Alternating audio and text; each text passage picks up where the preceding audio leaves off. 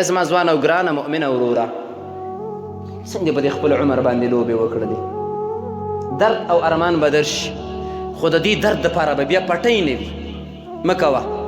راشه دیندار اساس شه د محمد صلی الله علیه وسلم شکل خپل کا د محمد صلی الله علیه وسلم منځ خپل کا د محمد رسول الله اخلاق خپل کا د قرآن سره ژوند جوړ کا د حدیث سره ژوند جوړ کا د جومات په اول صف کې کښېنه د اختر په ورځ کې ته صفونه وغوړوه په جنازه کې د ټولو نه مخکې راشه ودرېږه زما ځوان رور ته چې زه د جنازې په وخت کې یم چې راشه ودرېږه نو د ډېرې حیا نه سر ښکته کړي او ما ته زما جامې بېلمازې دي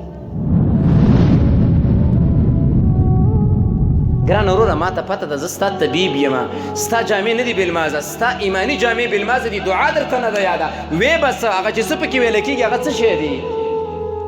زما ځوانان وروڼو دوکانداري وکئ لیکن د اسلام په چوکاټ کې انډیوالي وکئ د اسلام په چوکاټ کې چکر ته لاړ شئ د اسلام په چوکاټ کې شپې ورځې تېرې کوئ د الله رب العالمین په بندګۍ کې ملګري حدیث یو نبي صلی الله علیه وسلم ته جبریل وویل ژوند تیر کا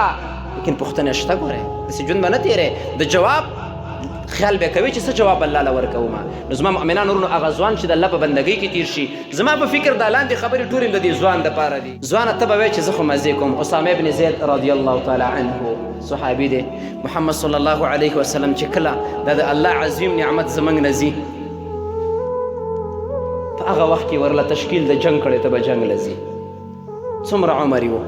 اهل علم لیکلي د 18 کالو برابر عمر یو 18 کالو کې یو ځوان د الله رب العالمین په نوم باندې خپله وینه تویوي او زما د 20 کلنۍ ځوان رور ما سره تش د جومات په سجده او په سب کې ودرېدو ته نه دی تیار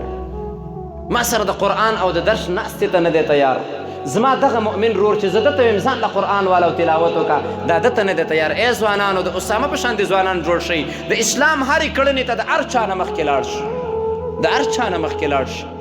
زید ابن حارثه رضی الله تعالی عنه جنگ موته وه په هغه کې نبي صلی الله علیه وسلم دله بیرغ ورکړی و کافرو د ده دا یو لاس پرې کړلو په جنګ کې ولګېدلو دا بیرغ یې په دې بل لاس کې ونیولو دا بل لاس هم زخمي شو پرې شو دا د اسلام بیرغ ولیدلو ورته ګران شو دی داسې کلک ونیوله ای ځوانه دا قرآن کلک ونیسه ای ځوانه دا جومات کلک ونیسه ای ځوانه د عالم سره تعلق وساته ای ځوانه په دې خپل تلیفون کې د 15 د 10 قاریانو تلاوت واچوه د عالمانو بیان پکې واچوه د آخرت د فکر بیانونه پکې واچوه سندرې او په ډانسونو او په سریالونو په دې څه کوئ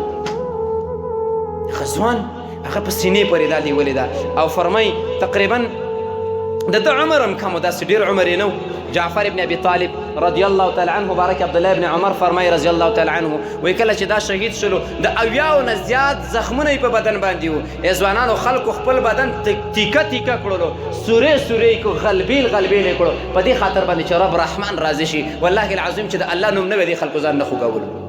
راشي تندي الله ته ولګوئ راشي د دې اوښکو نه څاڅکې وارته وئ راشي په تلیفون کې تلاوت وارته وئ راشي د دې سب په اول سر کې کښېنئ تاسو په موږ باندې ډېر ګران وئ تاسو خپل هم داسې بې قدره نه وئ تاسو په علماو هم بې قدره نه وئ خو زه په تا څه وکړم چې تا سره زر راغستي زما خور او د پوزې او د غوږ په ځای ډیران ترته ونی نو زه به د خور سره جنګ کومه که څه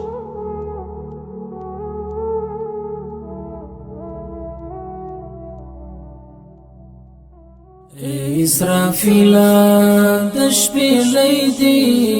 هیڅ خبر ناراضي دا مظلومان چې ژړوي والي محشر ناراضي